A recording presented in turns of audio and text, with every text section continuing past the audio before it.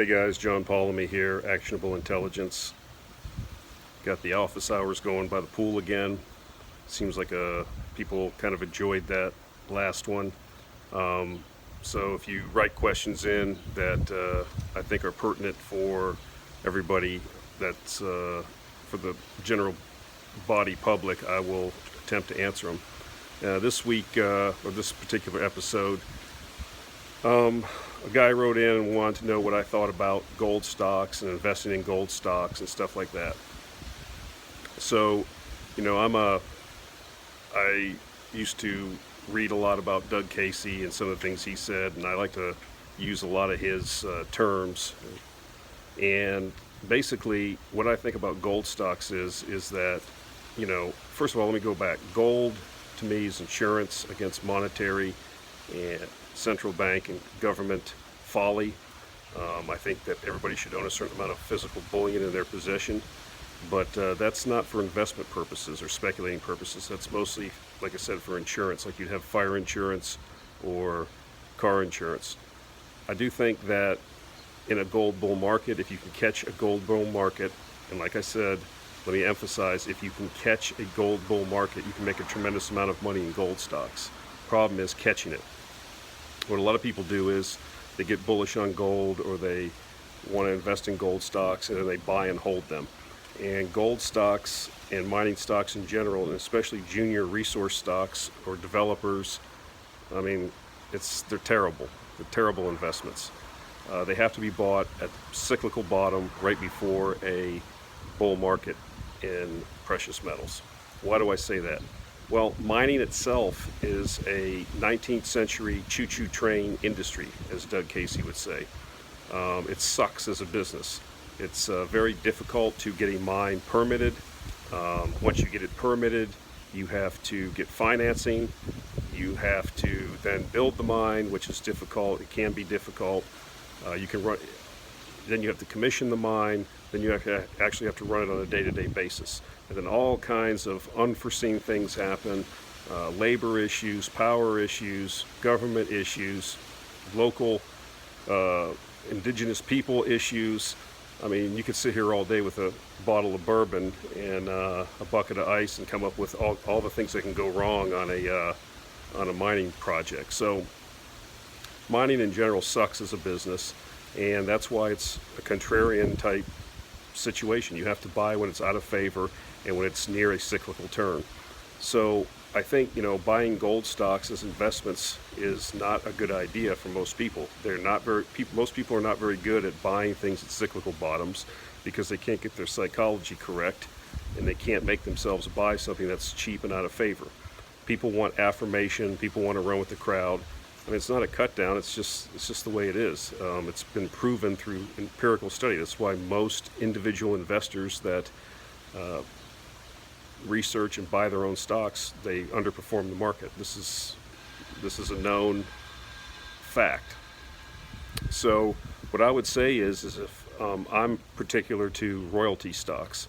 I like gold royalty stocks, and the reason why is because I listened to a guy named Pierre Lassonde, who's probably one of the smartest mining executives in the history of modern mining. And Pierre Lassonde was or I think he still is, he might be retired now, is the CEO of Franco-Nevada, which is the most successful gold royalty or royalty company in the history of these companies. And what you have with a royalty company is you don't have the same upsides. This is what people want. People want this pie in the sky, visions of sugar plums. I put $1,000 on some, nitwit gold company up in, Moose Pasture, Saskatchewan, and, they're going to hit 1 billion ounces and my $1,000 is going to turn to $1 million. That's not how it works. So why I like royalty companies is because all those risks I talked about earlier in the video, a lot of that goes away because it goes to the mining company. The royalty company doesn't absorb a lot of those risks. The royalty company basically owns an overriding royalty on the production, and as the production's taken out of the ground, they have a 1, 2, 3% royalty. They're just paid that amount, and they don't have to deal with the risk. You say, well, if the miner has that risk and it could be transferred to the royalty company if something were to happen, that's true. But most of the royalty companies that I invest in are very diversified. They have, 10, 15, 20, 30, or 40 different properties they're dealing with. So if something goes wrong at one mine, it doesn't submarine the entire stock. So these royalty companies are very high margin. The risk is lower. They have very few employees, and they basically just collect money. And they can outsource the geology. They can outsource the legal. So I think you got some companies. I know of one company that has like 4 employees. So that's how I like to participate in gold investing as far as mining. Will I occasionally buy a stock?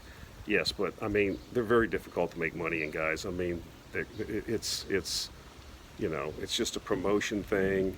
It's constantly raising money. That's what these companies do. They'll tell a story. Some of them are what I call lifestyle companies. They have the same story over and over and over, and their goal is to raise money and get a salary and fly around and go to conferences. Vancouver's a nice place to visit. I'd like to go there 3 or 4 times a year for conferences and tell stories about, Moose Pasture, Saskatchewan gold mine, and to rubes and shoe clerks. I mean, that's what some of these people do. Now, not all of them, but there's legitimate people out there, but you got to do your research. And the problem is with most retail investors is you guys don't want to do the research. You just want to, somebody give me a tip, like at a horse track or a dog track with those tip sheets. And that's really you're not going to be successful that way. So my advice is to stay away from gold mining stocks, stay away from speculative things like this, unless you're really going to devote some time and effort to it to understand the industry and really understand what can go wrong. I mean, people should really go to one of these conferences in Vancouver or one of these other places and really, listen to some of these promoters and some of these mining company CEOs with an open mind towards learning and understanding what they're trying to do. And most of them are not trying to make you money. They're trying to make themselves money or create a lifestyle. These guys get 401ks, they get a salary, they get perks, they're flying around, business class, staying in, 4 seasons or whatever, and you're paying for it as a shareholder. So that's not everybody, but that's a lot. So I think that, we are in a gold bull market. I think gold's going to go tremendously higher. I've stated the reasons why. I'm not going to get into it again. Basically, too much debt in the world that has to be dealt with, which it will be dealt with via probably, monetary, printing of trillions of currency units. So long term, I'm bullish on gold, but I'm not so much bullish on a lot of the gold mining stocks themselves. So take my advice. If you're interested to participate in the gold bull market, I think you should take a look at the royalty companies. There's not that many of them, and some of them are really looking pretty good at these levels. So that's my advice vis-a-vis gold mining shares. We'll talk to you next time. Thanks for listening, guys.